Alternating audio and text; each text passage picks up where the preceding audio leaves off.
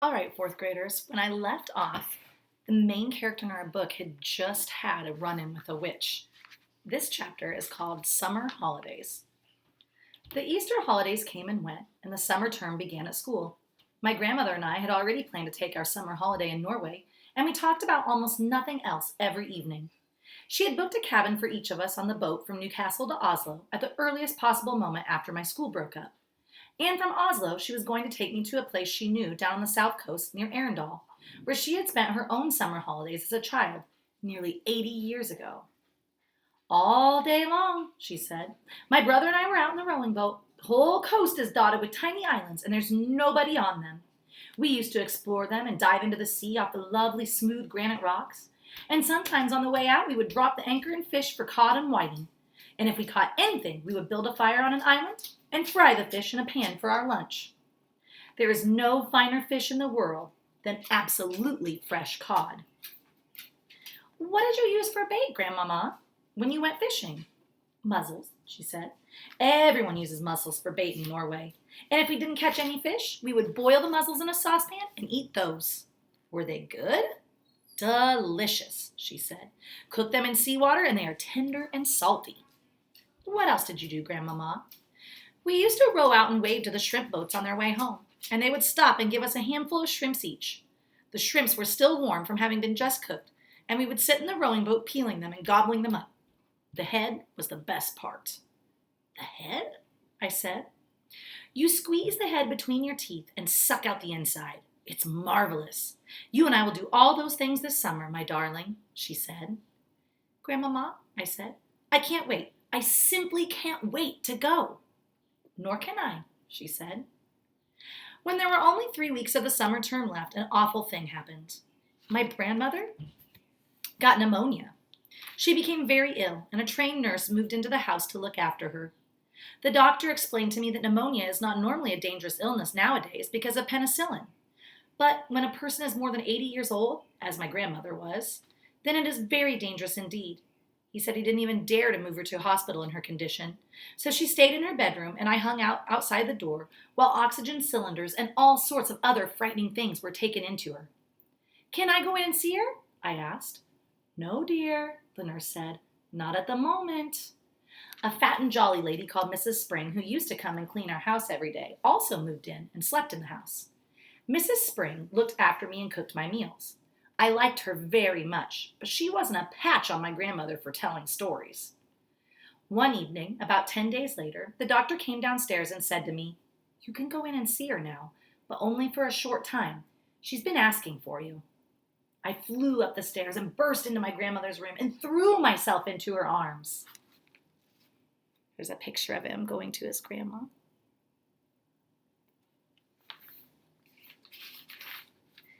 Hey there, the nurse said. Be careful with her. Will you be all right now, Grandmama? I asked. The worst is over, she said. I'll soon be up again. Will she? I said to the nurse. Oh, yes, the nurse answered, smiling. She told us she simply had to get better because she had to look after you. I gave her another hug. They won't let me have a cigar, she said. But you wait till they're gone. She's a tough old bird, the nurse said. We'll have her up in another week. The nurse was right. Within a week, my grandmother was thumping around the house with her gold-topped cane and interfering with Mrs. Spring's cooking. I thank you for all your help, Mrs. Spring, she said, but you can go home now. Oh, no, I can't, Mrs. Spring said. Doctor told me to see that you take it very easy for the next few days. The doctor said more than that. He dropped a bombshell on my grandmother and me by telling us that on no account were we to risk the journey to Norway this summer. Rubbish, my grandmother cried. I promised him we'll go. It's too far, the doctor said. It would be very dangerous. But I'll tell you what you can do. You can take your grandson to a nice hotel on the south coast of England instead. The sea air is just what you need. Oh, no, I said. Do you want your grandmother to die? The doctor asked me. Never, I said. Then don't let her go on a long journey this summer. She's not yet strong enough. And stop her smoking those vile black cigars. In the end, the doctor had his way about the holiday, but not about the cigars. Rooms were booked for us in a place called the Hotel Magnificent, in the famous seaside town of Bournemouth. Bournemouth, my grandmother told me, was full of old people like herself. They retired there by the thousand because the air was so bracing and healthy it kept them, so they believed, alive for a few extra years. Does it? I asked. Of course not, she said. It's tommyrot. But just for once, I think we've got to obey the doctor. Soon after that, my grandmother and I took the train to Bournemouth and settled into the Hotel Magnificent. It was an enormous white building on the seafront, and it looked to me like a pretty boring place to spend a summer holiday in. I had my own separate bedroom, but there was a door connecting my room with my grandmother's room so that we could visit each other without going into the corridor. Just before we left for Bournemouth, my grandmother had given me, as consolation, a present of 2 white mice in a little cage, and of course I took them with me. They were terrific fun, those mice. I called them William and Mary, and in the hotel, I set out right away teaching them to do tricks. The first trick I taught them was to creep up the sleeve of my jacket and come out by my neck. Then I taught them to climb up the back of my neck and onto the top of my head. I did this by putting cake crumbs in my hair. Here's a picture of him training the mice. On the very first morning after our arrival, the chambermaid was making my bed when one of my mice poked its head out from under the sheets. The maid let out a shriek that brought a dozen people running to see who was being murdered. I was reported to the manager. There followed an unpleasant scene in the manager's office with the manager, my grandmother, and me. The manager, whose name was Mr. Stringer, was a bristly man in a black tailcoat. "I cannot permit mice in my hotel, madame," he said to my grandmother. "How dare you say that when your rotten hotel is full of rats anyway?" my grandmother cried. "Rats?" cried Mr. Stringer, going mauve in the face. "There are no rats in this hotel." "I saw one this very morning," my grandmother said.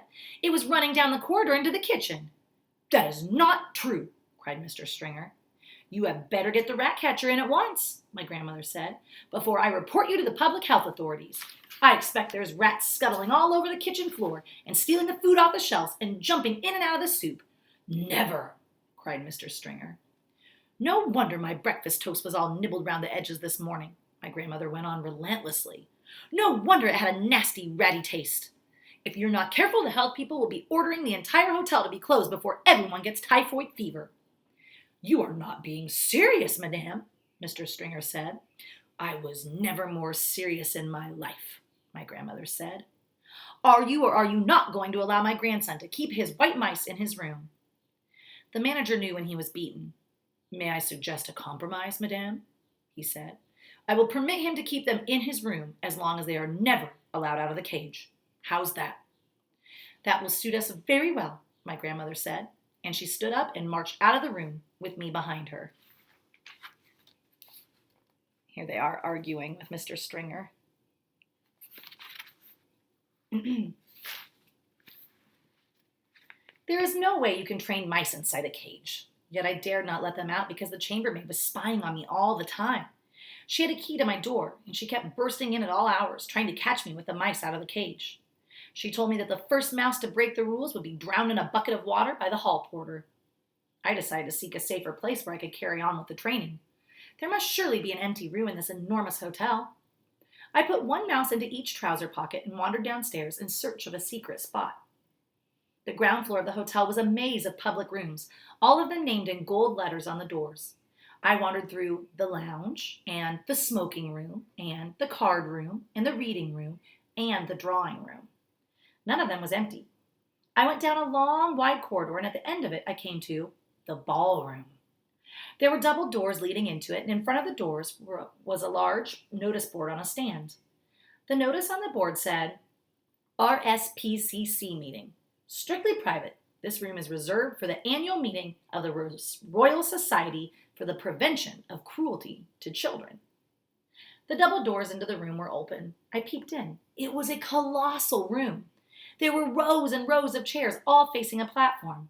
The chairs were painted gold, and they had little red cushions on the seats. But there was not a soul in sight. The sign from the door.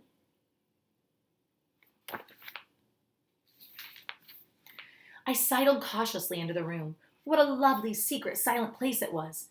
The meeting of the Royal Society for the Prevention of Cruelty to Children must have taken place earlier in the day, and now they had all gone home.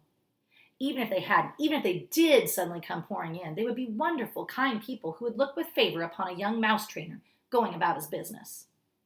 At the back of the room, there was a large folding screen with Chinese dragons painted on it.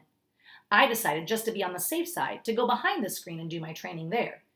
I wasn't a bit frightened of the prevention of cruelty to children people, but there was always a chance that Mr. Stringer, the manager, might pop his head round the door. If he did, and if he saw the mice, the poor things would be in all the hall porter's bucket of water before I could be shouting to stop. There's the double doors into the ballroom. I tiptoed to the back of the room and settled myself on the thick green carpet behind the big screen. What a splendid place this was, ideal for mouse training.